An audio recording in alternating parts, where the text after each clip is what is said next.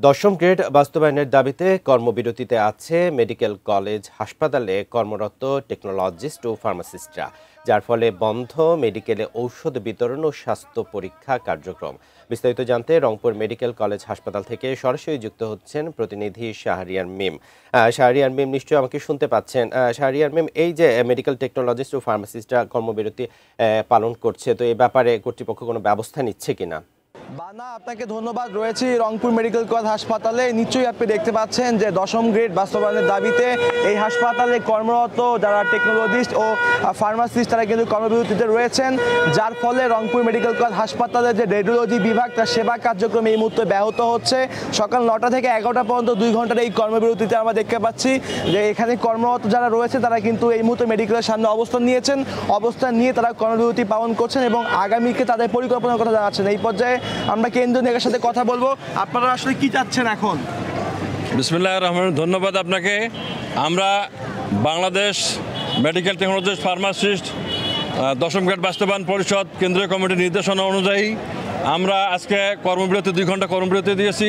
তার ধারাবাহিকতায় Rangpur medical college হাসপাতালের মেডিকেল টেকনোলজিস্ট ফার্মাসিস্ট বৃন্দ, radiology, X-ray, pathology, blood bank, dental, pharmacy, physiotherapy, chemotherapy সবগুলা আমরা কর্মবিরতি অবস্থান করছি এই মুহূর্তে।